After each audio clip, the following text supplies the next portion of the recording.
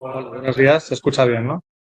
Bueno, si habéis llegado ya hasta ahora, estáis o cansados o con mucha hambre, o entonces no sé qué hormona es vence a cuál, pero voy a intentar que no os quedéis dormidos. Bueno, primero agradecer al equipo, a la persona que ha estado contratada en este proyecto, en concreto trabajando en Ordesa, es Marina Rodes, pero que no ha podido venir. Julián es la persona que la va a sustituir ahora en el proyecto. Y esta línea, algunas de las cosas que voy a contar, sobre todo al final, es fruto de una colaboración con dos grupos de la Universidad de Alcalá. Uno es el más forestal, el Forecolab, que somos nosotros, pero el otro es el grupo de teledetección, ¿no? Entonces, en este proyecto estamos convergiendo nuestros intereses con Mariano García Alonso y luego Paloma es otra investigadora del proyecto. ¿Os acordáis? Me acuerdo cuando el movimiento ecologista empezó, conservacionista, decía esto de piensa global y actúa local, ¿no? Pues aquí se han comunicado muchísimos datos interesantes, ¿no? De Ordesa. Yo voy a empezar pensando más en escalas globales, pero luego vamos a acabar aterrizando en Ordesa. Entonces, una pequeña introducción del cambio global y los bosques. ¿Qué es cambio global? Porque parece que es un mantra político, pero no, es un concepto científico bien definido. El puntero era. Sí, así, es verdad. El cambio global surge en la Universidad de Stanford y la Ecological Society of America definen en este paper en Science como resultado del incremento de la población humana y también los patrones de consumo humanos y distintos sectores, ¿no? A partir de la industrialización se produce este efecto sobre el incremento del CO2, también la reacción de Haber-Bosch, ¿no? La producción en masa de fertilizantes y sobre todo los cambios de uso son los que generan lo que hemos llamado el cambio climático, lo que llamamos cambio climático y también pérdidas de biodiversidad. Y de todos estos paradigmas, luego al final, ¿no? En Estados Unidos, luego en Europa y luego en España, pues muchos de estos proyectos están vinculados a este tipo de aproximaciones, ¿no? Ayer fue un día importante para este gráfico, ¿no? Porque históricamente, desde la revolución industrial, la causa a la que atribuimos el cambio climático, que parece bastante. Hay una correlación, no necesariamente causalidad, pero prácticamente los modelos de proceso lo muestran, que es el origen del efecto invernadero, ¿no? Entonces, justamente en la COP28, ¿no? Es cuando podría haber un punto de inflexión o no, eso no lo sabemos, ¿no? A estas emisiones y esta concentración global de CO2. No vamos a entrar en detalle, pero a veces conviene recordarlo, porque este tema también se ha politizado mucho. El efecto invernadero es un efecto natural de los gases de efecto invernadero, pero cuando tienen una concentración muy elevada, sí que atrapan esta radiación, que es lo que produce el incremento demostrado a largo plazo y atribuible a este calentamiento, ¿no? El futuro no sabemos a la ciencia cierta, porque la mecánica de fluidos es muy compleja, ¿no?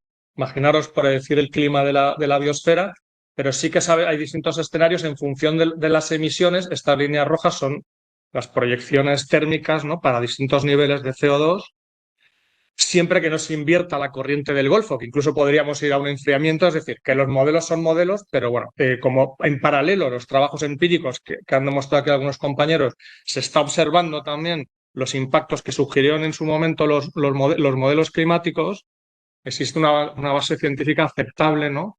Para estos niveles de riesgo. Estos son proyecciones de riesgo en la península ibérica. Podéis ver, ¿no? Que España, sobre todo la región mediterránea, tiene unos niveles de riesgo bastante importantes. Yo creo que todo esto ya se sabe, pero de todo esto es donde hemos llegado a lo de hoy, ¿no? Por clarificar algunos términos que creo que es importante, el energía o lluvias extremas, ¿no? La parte física. Ordesa, ¿qué peligros tiene? Pues lo sabréis vosotros mejor, ¿no? A lo mejor eventos extremos climáticos o de frío o sobre todo sequía. Exposición es justamente que ese peligro te afecte, a lo mejor le afecta a un valle y al otro no. Y vulnerabilidad es que esa especie sea vulnerable. A lo mejor la urraca no es vulnerable, pero la lechuza de Telman o como se llame ahora sí, ¿no? Entonces, de esta intersección surge el riesgo. Y cuando el riesgo se materializa es cuando tenemos un impacto. Una visión global de los bosques, por ejemplo, esta de McDowell, dice que a nivel global se cumple bastante este paradigma. Tenemos zonas donde por efecto del cambio climático se están evidenciando impactos, ¿no? Pero también tenemos zonas, sobre todo en la región mediterránea, donde el medio rural se ha abandonado y hay procesos antagónicos, ¿no? Que a veces convergen en montañas, pero que es interesante tener, y además, como comentaban mis compañeros anteriores, también hay legados, ¿no? Por ejemplo, el monte abajo abandonado, repoblaciones muy densas, todo eso son condiciones de partida, ¿no? Que van a marcar las trayectorias futuras. Este modelo, aplicado en California, ha salido hace poco, me parece también interesante para Ordesa. Tenemos la vegetación tiende a estar en equilibrio con el clima, ¿no? Tiende, nunca está en equilibrio, pero tiende a ello porque las especies, lógicamente, están adaptadas a un determinado clima.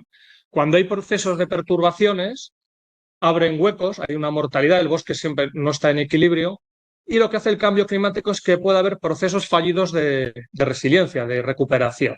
Con lo cual, la comunidad se asembla de nuevo, ¿no? Un nuevo sorteo de especies que va a depender mucho de las que pueden dispersar. Y si falla este reseteo, es donde se producen estados alternativos, ¿no? Que es lo que vemos aquí. Es decir, tenemos una perturbación, normalmente, históricamente, aludes o incendios. El mundo está lleno históricamente en lo que vive un bosque que puede vivir 500 años. Imagínate todas las cosas que ocurren, ¿no?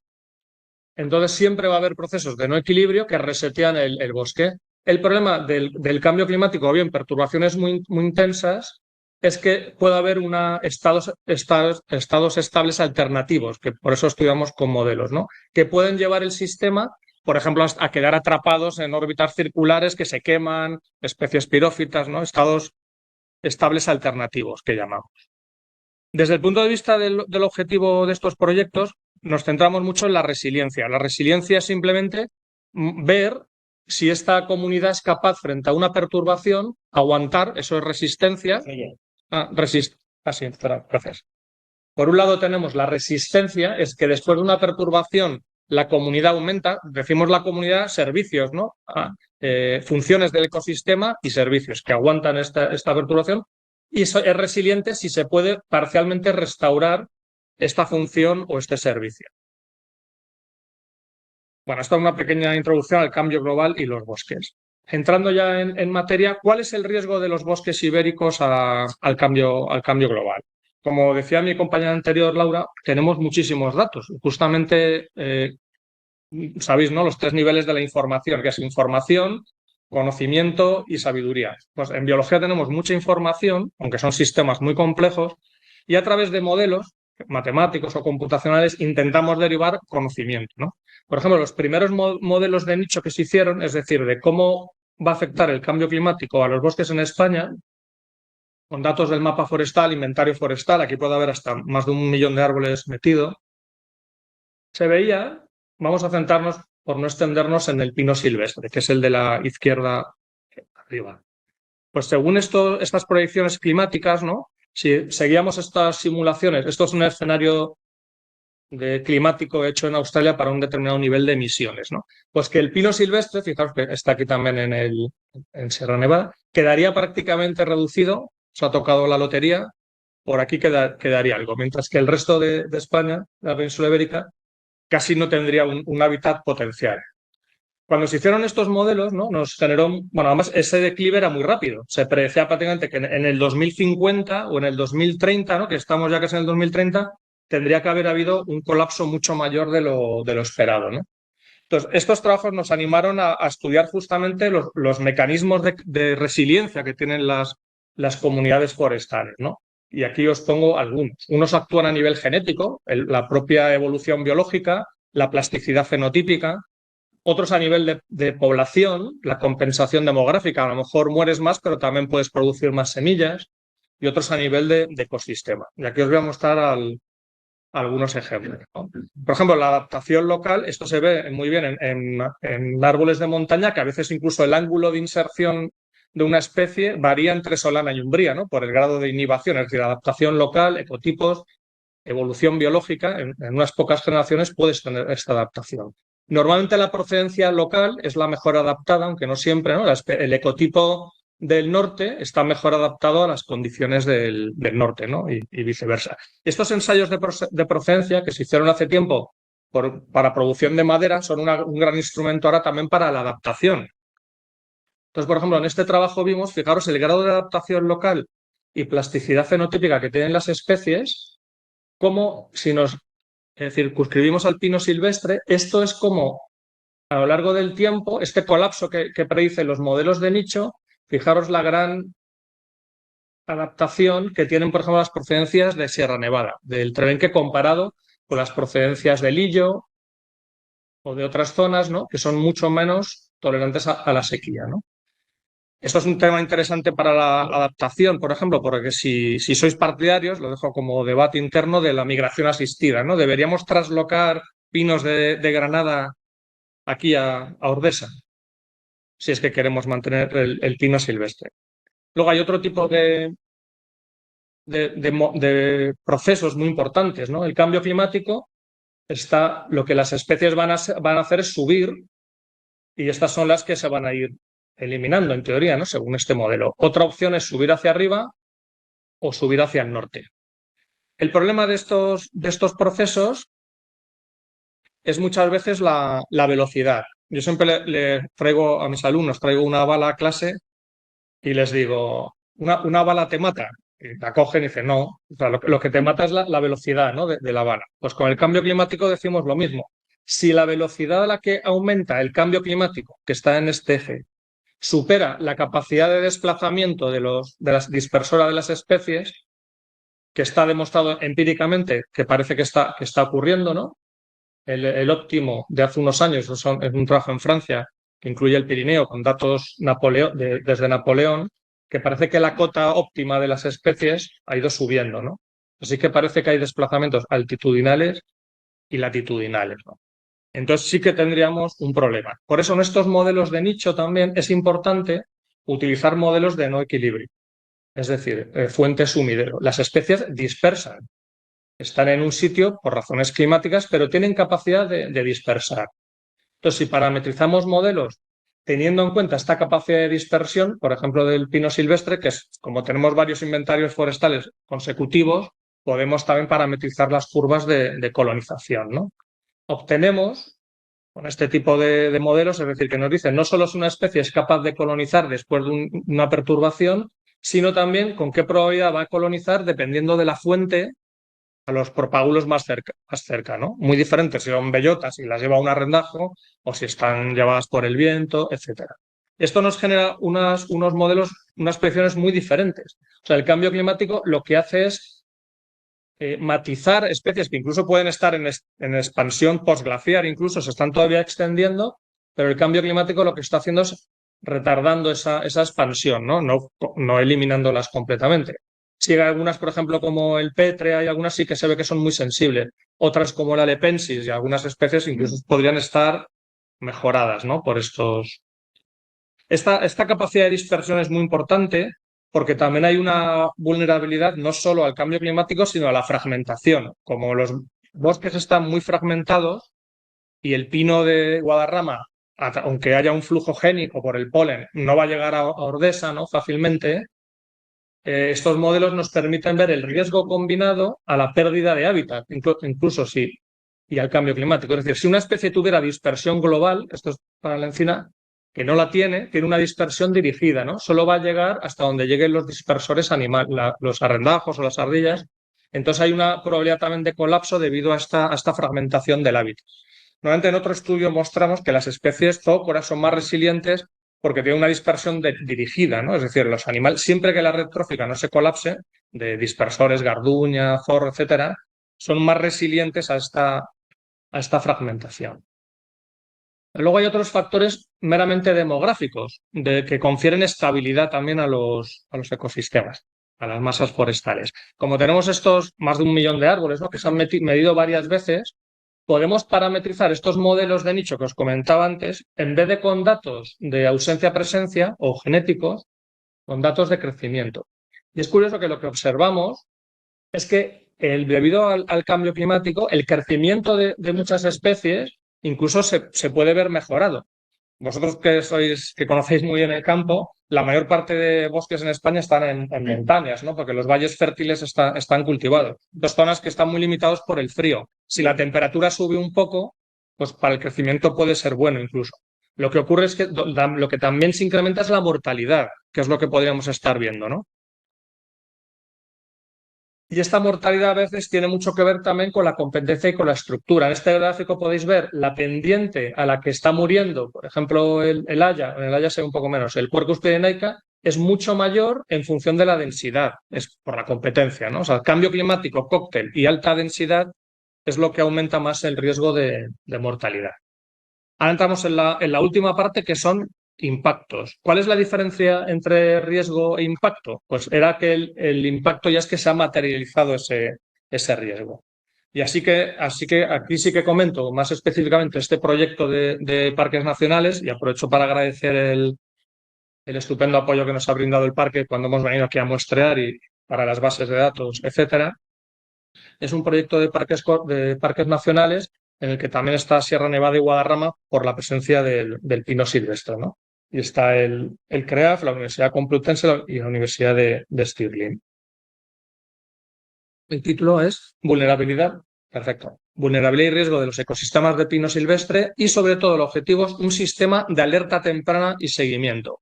Con todos los datos que tenemos, podemos ser capaces de tener unos mapas de riesgo, igual que el de incendios, por ejemplo, ¿no? Que te dicen riesgo alto. ¿Qué zonas tienen en España más riesgo de entrar en decaimiento forestal? Ese es el objetivo. ¿Y qué podemos hacer? Y, sobre todo, tener un sistema de seguimiento e indicadores.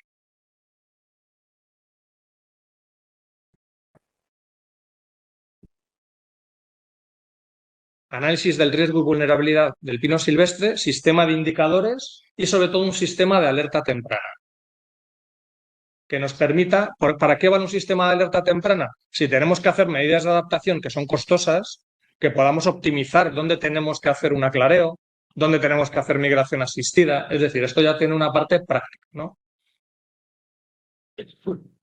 ¿Qué se está haciendo aquí? Bueno, se están integrando todas las bases de datos, que muchas ya hemos utilizado los tres parques, ordenaciones históricas, algunas de un siglo, inventario forestal, teledetección y nuevos muestreos de campo, sobre todo de dendro, también colaboración con el IPE y datos de marcadores moleculares, ¿no? Genéticos, para calibrar el riesgo. Normalmente la teoría nos dice que estamos viendo que es un efecto no lineal, ¿no? Cuando las masas entran en decaimiento, estamos viendo en varias especies que de pronto se produce en poco tiempo esta subida. Entonces, la metodología que estamos siguiendo aquí es, por un lado, las zonas, las parcelas del inventario forestal nos dicen, en función de la estructura del rodal, esta es la línea de autoaclareo, es decir, cuando a mayor densidad los árboles son más pequeños y tienen más competencia, ¿no? Entonces, esto define una vulnerabilidad estructural. A partir de estas estructuras, estudiamos las series de Landsat y también de otros sensores para ver cómo están respondiendo a las sequías en función de esta densidad, ¿no? Es decir, estamos viendo, por un lado, con la estructura y con este agregado, cómo está respondiendo a las sequías. Lo que os decía de la estructura está si estamos en esta línea de autoaclareo, este es el máximo nivel de área foliar, de índice de área foliar que puede mantener un rodal para una determinada densidad. Cuando baja, cuando hay menos disponibilidad hídrica, este punto puede hacer dos cosas: perder hoja para pasar a este otro punto, que es lo que ocurre aquí, o perder densidad, ¿no? Que haya un autoaclareo, pero eso es más lento. Por eso esta es la curva de vulnerabilidad. Índice de Reineke o el autoaclareo, hay varias fórmulas. Pero además de estas parcelas, estamos viendo a zonas que ya han entrado en decaimiento. Por eso a veces no trabajamos solo en Ordesa. Ordesa es el sitio donde queremos aplicar el diagnóstico y los tres parques, porque también tienen condiciones de gestión más conocidas y demás. Pero el modelo tiene que ser entrenado en zonas que ya han entrado en decaimiento, en los hotspots que llamamos, que es también lo que estamos haciendo, ¿no? Entonces, ahora, lo que está haciendo Marina y va a hacer Julián ahora, Marina está ahora en una estancia en Alemania y no ha podido venir, es justamente ver qué sensores y qué métricas de teledetección discriminan mejor, por un lado, las masas que ya han entrado en decaimiento y las que no. O sea, ver por un lado si sabemos con unos indicadores de teledetección sin tener que cubrir todo el campo, ya detectar decaimiento. Pero como la teledetección nos permite ir hacia atrás en el tiempo, también queremos ver si somos capaces, en combinación con datos climáticos, de ver qué factores han desencadenado el crecimiento. Por ejemplo, una interacción de estructura y de sequía repetida, que además se ve que es muy diferente para las especies, ¿no? Especies como los pinos, que tienen pocos carbohidratos, no son rebrotadores y demás, son mucho más sensibles a esta interacción. Entonces, después de varias sequías, el abeto también es más proclive a morir con retardo, ¿no? Tienen memoria, pero en algún momento fallan. Mientras que en general las fagáceas tienen más capacidad de recuperación, por eso están en algunos sitios mejor. Entonces ahora lo que estamos es en esta fase de identificación a través de parámetros de fenología, pero también a nivel de tendencias, simplemente, ¿no? Estamos comparando masas en decaimiento y masas no en decaimiento. Esto es en Aragón, pero no es en Ordesa, es en Miedes, donde el chinaster, el ecotipo del ibérico, ha entrado en decaimiento allí en algunas zonas. Entonces, vimos en este trabajo primero si somos capaces de predecir por qué se produce el decaimiento y luego discriminar entre los niveles de defoliación con el NDVI, bueno, con varios indicadores que usan los expertos en teledetección. Y luego, aparte de los indicadores fenológicos, también están los indicadores de tendencia. Es decir, si a nivel del tiempo las masas que están en decaimiento realmente están perdiendo resiliencia, si somos capaces de detectar estos cambios. Aquí podéis ver las diferencias para distintos niveles de defoliación y distintos indicadores. Estos son multiespectrales, ¿no? Multiespectral, es decir, a través de como Landsat, por ejemplo, o Spot, etcétera.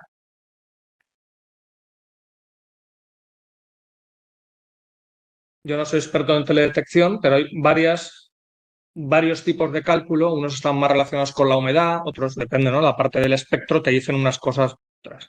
Y lo que queremos ver es que realmente funcionan con los datos de campo. Son tendencias medias, la tendencia larga en zonas de caídas y no de caídas. ¿Y para qué nos va a valer esto en Nordesa, por ejemplo? Bueno, pues lo primero que hemos hecho es una clasificación combinando la parte multiespectral, que por así decirlo es más funcional, y el LIDAR, que es más estructural, ¿no? Que nos dice la biomasa, los puntos de rebote, ¿no? del LIDAR. Entonces, en función de eso también estamos haciendo distintas categorizaciones de la masa forestal. Nos estamos centrando en el en el silvestre, porque lo ideal sería que, que estas categorías ya definidas por teledetección podemos ya ver si responden diferentemente a las sequías o no, porque así todo el proceso se podría automatizar, ¿no? Y estamos haciendo esto primero solo con teledetección y luego lo validamos con el campo, ¿no? Con las parcelas del inventario forestal. Porque si funciona, sí que sería la base de ese sistema de alerta que os comentaba. Y esto sería pues los resultados, ¿no? Las tendencias tecnológicas y el cambio climático, las respuestas estructurales que podríamos observar y funcionales, y sobre todo los indicadores de alerta temprana. Pero ver también para ver cómo optimizar las medidas de adaptación, ¿no? Porque hay otros factores incluidos, como incluso se hace una clara, pues hasta las vías de saca, la topografía, pero uno de los factores, evidentemente, es el nivel de riesgo. Hay que priorizar primero las actuaciones en las zonas de mayor riesgo. Y esto es todo.